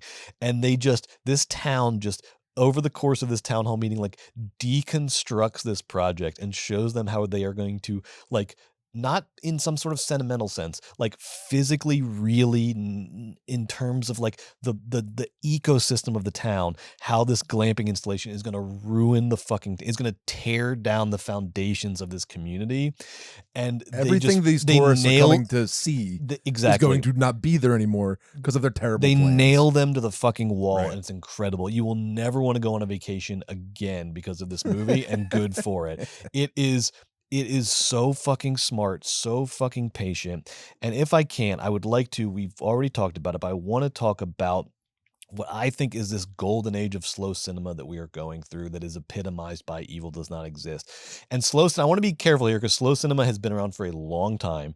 It has so many masterpieces to its credit. And when we say slow cinema, we're talking about the cinema of minimalism, this sort of observational realism characterized by long takes, simple narratives, this sort of patient cinema. And the title slow cinema has always been, I think, intentionally misleading because although the pacing of the movie is slower than a popcorn movie, when slow cinema is done right, it is the most fucking compelling movies you've ever watched. Kelly Reichardt's Showing Up last year, Janet Planet, Evil Does Not Exist. I was more on the edge of my seat for those three movies than every fucking popcorn movie I've seen for the last 2 years. I love popcorn movies, but just to point out that slow cinema is a sort of intentionally, I think, misleading term. It is slow in its pacing relative to what you're used to at the movies, but holy shit, when it's done well, it is nothing digs the knife deeper or is more of a gut punch than good slow cinema. And that's what I love about it is that it rejects the tropes of mainstream cinema, not just to reject them. It's not like slow cinema is not like snotty kids being like, fuck. It's not Dennis Hopper. Remember those stories of Dennis Hopper like telling George Cukor to go fuck himself because the kids are taking over? That is not what slow cinema is. Slow cinema is like adults at the top of their game. It's like masters of cinema showing you there are other ways of being compelling. They are trying to get to the same end as a fucking Marvel movie. They are trying to get you on the edge of your seat. They are trying to be compelling. They are trying to tell engaging stories. They just understand that you don't have to like what's interesting about a movie doesn't have to be so pushed to the front. It doesn't have to be cut, action, chug your fucking popcorn, fucking swallow this whole, you fucking idiot. It can be patient, it can be developed, and it can still be just as engaging, if not more. And to shout out the classics, I mean, of course, Chantal Akerman's Jean Dielman, Antonioni's trilogy, Aki Kaurismäki and Jim Jarmusch I love in this medium because they sort of do slow cinema comedy, which is hard to do, which is like sort of to make slow cinema funny. So there are tons of like masterpieces, and we're talking about slow cinema. In Japan, all the way back to Ozu. Thank you. Exactly. Yeah. Yes. And so, but keeping that in mind, I do think slow cinema is going through a golden age right now. Kelly Reichardt, of course, but I think Showing Up is one of Kelly Reichardt's best, which came out last year. Annie Baker's directorial debut, Janet Planet, which you're going to talk about in a second.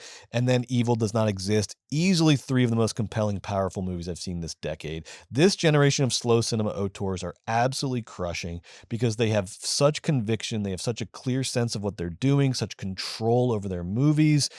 I think they are putting the maximalist, I'll say it again, the maximalist fauxteurs like Yorgos and Ty West to shame. Slow cinema is where it's at right now, baby. Take a break. Smoke a cig, relax. Because the slow cinema is here to save us all. Don't hit that panic button. Just chill out. The answer to saving cinema is not to just fucking blow your load and think that you just got to throw 100 tropes at the screen and hope something sticks. The adults are here to save us, and they're all working in the medium of slow cinema right now. I fucking love y'all. Brett, I think the question going into next week's episode, where we're going to pick our top 10 favorite movies of the year so far. Oh, best of 2024 next week. The question is not, is Evil Does Not Exist going to make the list? It's where how it's going to be. How high it's going to be. It's how high. It really is a great movie. Brett said it all, but just to throw it out there, like nature just shot so powerfully and so beautifully. This guy is a master of color and light, a joy to watch, a great story. And that scene Brett talked about, that scene was so funny. One of the best written, most enjoyable to watch. It's like 20 minutes long. Like it's such a long scene and it's so funny and well done. In a very minimalist like room. The shots are, every single shot is stunning, but you or me wouldn't be able to figure it out. He's just pointing the camera and stuff, and he has the eye of eyes. Hamaguchi, really gorgeous stuff. I'd see it again in the movie theaters. I don't know if I'm going to be able to because it's kind of hard to go see in the movie theaters. And Brett and I had shout to out schlep to Beverly Lumiere. Hills. Lumiere Theater. Yeah, shout out. Is just doing straight art house right now. Yep. No, they're not even doing like bike riders. They're just doing straight art house, and I love you, Lumiere. Yeah, so we saw it there. But anyway, check it out. Great movie. I Joe, won't belabor speaking of slow cinema, last week I gave Janet Planet a 5 out of 5. My only 5 out of 5 for our fantasy picks so far. You saw Janet Planet this week. What'd you think? I picked this movie on my board because I love Annie Baker's plays. And Annie Baker, coming from theater, is just like of a class of theater person that is smart and good, and she's like married to a Baumbach. Like, she wasn't gonna fuck this up. Like, when you're one of the greatest living playwrights, you've won like every award, you're transitioning to Hollywood and you're a Baumbach, like, you're gonna nail it. And Annie nailed it. Not that this movie would, well, whatever, it doesn't matter about the Baumbachs. I'm just saying, like, she has high she should succeed, and she does. It's amazing how she transitioned from theater to film. Like, that transition doesn't always go smoothly, but she has such an incredible eye. So anyway, Janet Planet, Brett spoke about it last week. It's about a young girl in 5th grade, and the movie's sort of set up over the course of 3 relationships her hippie mother sort of has that year of her life, with these other great stage actors, so all pulling from the New York theater, just amazing acting. And Julianne Nicholson plays the mom, Janet Planet. Last week, Brett spoke about how good the young girl was, and she is so terrific. I hate that's. It warmed your cold dead heart. I knew it would. Children I knew actors, it would. But like, oftentimes, like, a child actor can be good at acting or bad at acting. It's like, people are like, oh, it's a kid, so I'll just like accept whatever I'm getting right now. It's like, no, I've seen kids be really good in movies, and I've seen them fucking ruin the movie. Like Horizon. In this movie, hey, fuck off. No. That kid's bad. Hey, kid's bad in Horizon. in this movie, the young actor is so good. But Brett, I want to focus for a second on Julianne Nicholson. Great. The movie is about this woman who is like effervescent and sort of mysterious, but dignified and very beautiful, Julianne Nicholson. And she says to her daughter in bed one night, in a moment of like sincere and extra vulnerability, she says, I have a power that I've always had and I've always known, that I can make any man fall in love with me if I try. And she thinks that ruined her life. And at the end of the movie, the little girl, her daughter, is standing to the side of this dance hall, watching her mother in a country sort of line dance setting flit from like one person to another. And you just see through these like passing images of Julianne Nicholson's face and the other people with whom she's dancing's face. And you just are watching everybody effortlessly and immediately fall in love with this magnetic, beautiful, mysterious woman. And I totally get it. Like, Julianne Nicholson throughout this whole entire thing, like, that type of woman, I've fallen in love with that woman a million times. Like, you know, I'm married to that woman. Luckily, she's cool and like on the level and not weird like Janet. But like, I completely and totally was like, yes, there are these like magic women that like you just are like, they're beautiful and amazing and mysterious. You just like are obsessed. And this one, Annie Baker shoots Julianne Nicholson just so lovingly in the way the daughter looks at her. I was completely like very powerfully impacted by that at the end. And I loved all the side characters. Like, I love Sophia Canato's character. Yeah. And she gives a great monologue at the end of her beat. You know what I mean? Julianne gives great monologues in this. Like, all the acting is superb. The writing is superb.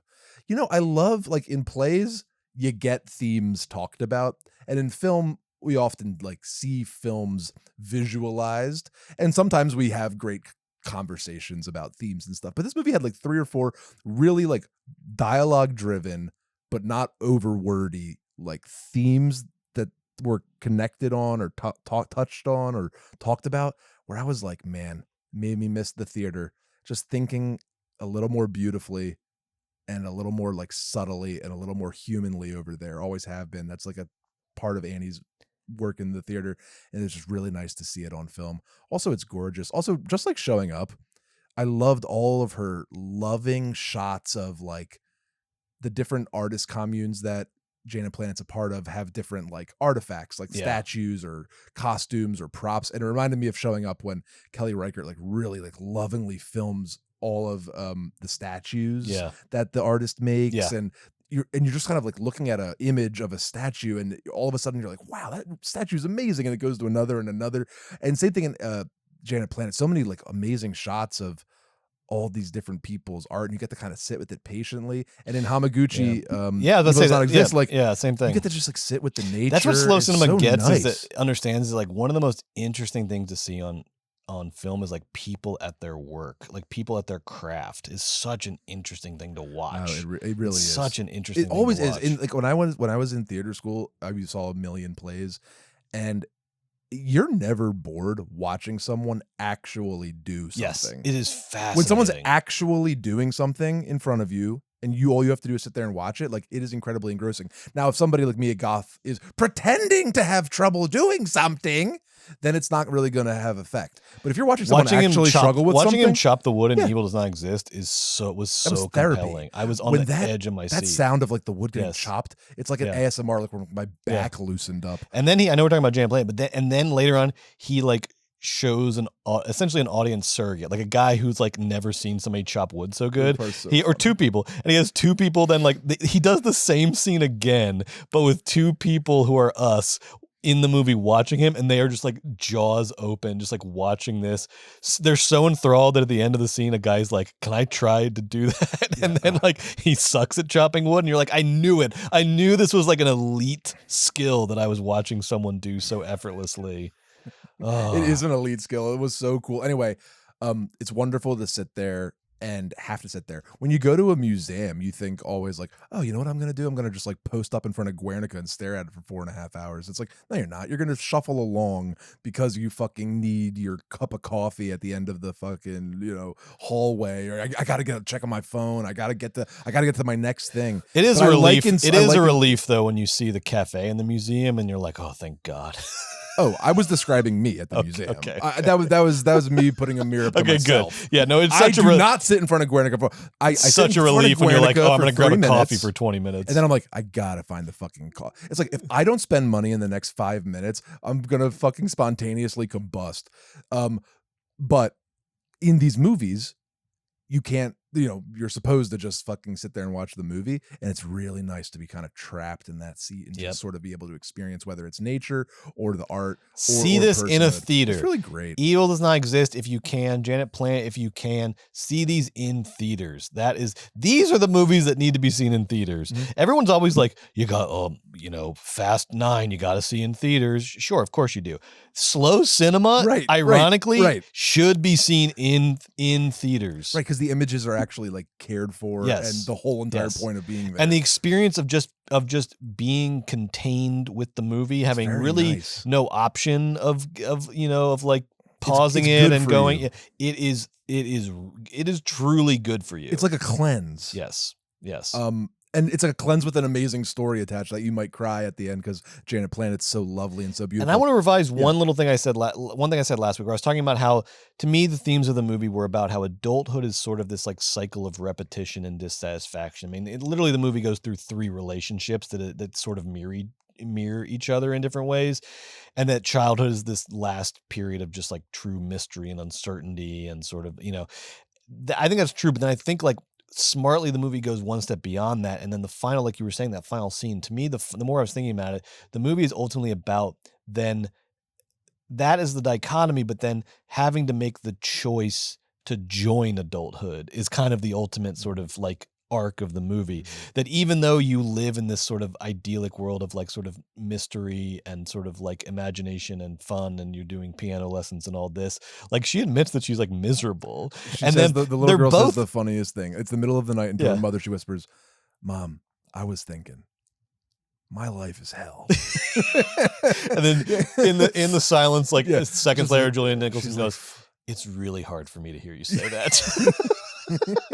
Because this girl lives like in a remote area, but has like a totally lovely little life. Yes. You know what I mean? It was just so funny. Like, so there is like, I was giving a slightly sort of like, I don't know, sort of a simplistic take on it. I think like it's about that decision then to sort of join adulthood, but then it's about like, as a parent, I'm realizing that I'm even realizing it now in little glimpses with Sandy. One of the hardest things to do, I think, as a parent is to hear your kid admit to feelings of like despair or sadness, because it is hard. It's hard for you to like let your kid become human, because you don't want them to, because humanity is about desire and longing and dissatisfaction and despair and misery. And so like, you don't, in a way, you want your kid to stay a kid forever, because you want to protect them from these like what are the adult experiences of life, but you also want them to be singular and independent and adult. So it's like, so watching, I think Janet Plan is about this two-way street of Janet sort of watching her daughter get to that point where she's going to become an adult, and then the daughter, getting to that point as well, of like choosing to enter. And I mean, more than most kids, the daughter has seen a lot of adulthood, has seen it right up close. Right up close. So adult. Yes. So young. Yes. It's so hard. It's so sad. But it's not like Janet's a bad mom. No. And I think that's the meaning of that final scene, is when she's on the sidelines, because literally the final line is something. She's in awe of her mother, loving awe. And the final line, even though she knows her mother is just sort of in this cycle of unhappiness, and like that's who she is. But she loves the sort of realism and authenticity and just sort of magic that her mother represents to her. Yes. But that final line, I think, of something of like, do you want to join or do you want to join in? When she's watching her mother spin around to different, at this dance, that's that line is like, are you ready to like, how are you gonna live your life? Yes. Are you gonna join this dance of adulthood? And we don't know what she picks, much like the top at the end of Inception. And I'll tell you, like, I don't know what I would pick either, because there's so much like joy in the choice of being a Janet, but there's so much like safety of not being a Janet. Like being a Janet is such a hard go. So watching her daughter sort of choose what of her mother to take forward with her and what to leave behind is so hard and beautiful. Watch this movie, preferably in theaters. And then the best thing is it's not just well written and well acted. Like, it's just absolutely gorgeous to look at too. It's really well photographed. So I gave it a 5 out of 5. What are you going to give it, Joe? I'm going to give Janet Planet a 4.5. I love it. I think that's what we did on Monkey Man. That's exactly what we did on Monkey Man. Yeah, I'm going to give it a 4.5. All right, so that's 9.5 for Janet Planet. Second highest rated movie on this list besides Monkey Man. That takes you up to, holy shit, 24. Oh my God. What do you have? Let me make sure I did the math right. 5. Yep. Oh, damn it. Okay, great. So you're at 24. I'm at 20.5. I started out strong with Monkey Man. I'm in a bad one movie left right now. 2 movies left. I'm sorry. We each have 1 movie left? We each have 2 left. Okay. You have... What do I have coming up, baby? You have Megalopolis and Conclave left. Yes. Megalopolis and Conclave. Crazy. That's insane. And then I have Gladiator 2 and Terrifier 3. Okay, this is fun. Fun. We'll see. And remember this, we chose these movies as to what we thought. I need you. What we thought that we would both like the most, right? Because this is like, it's our ratings that matter. It's not some like general ratings. So you right now have gauged our tastes better. You're at 24 for now. I'm at 20.5. Whew. All right. Well, man, Janet Planet, thank you for coming through, Annie Baker. Really, really nice movie. Like, just like kind of talking about it. Don't you want to just kind of like cry a little bit? I do. I want to see it again. So nice and sad and good. Now we've got some stuff to talk about next week and then plugs. Let's look at what we have coming up next week. Next week we have we are going to talk about the long-awaited horror movie Longlegs. We're finally going to get a look at this thing. Can't wait. Big expectations created by the movie itself. I mean, the trailer says it's the best serial killer movie since Silence of the Lambs. Marketing's marketing. I don't know who they paid to say that, but I hope they're right about it. Me too.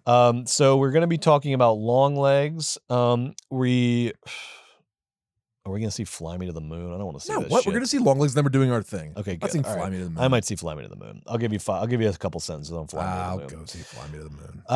So we're going to see Longlegs, Fly Me to the Moon, And then we're going to do our best of 2024. This has been the big theme. Best of 2024 so far. First half of the year.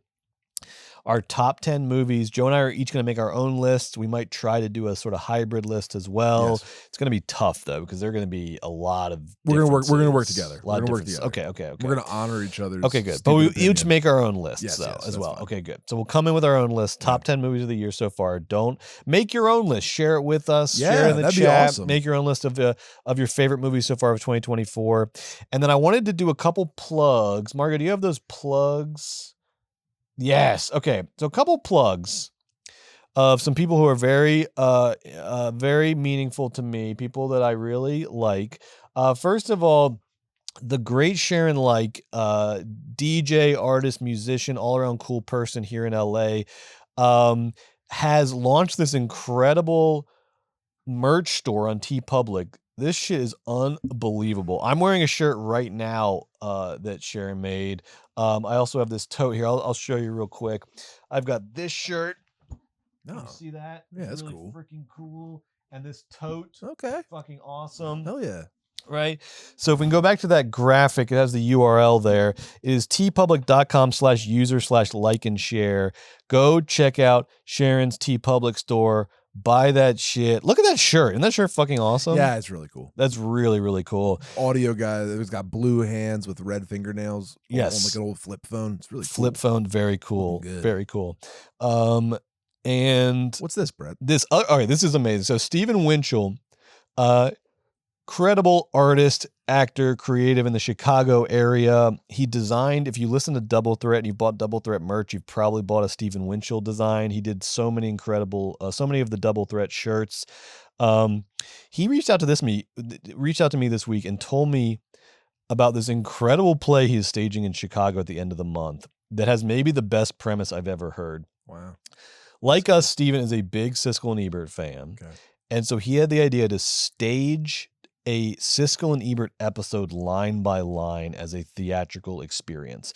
So I believe he's playing Ebert. He's playing one of the two.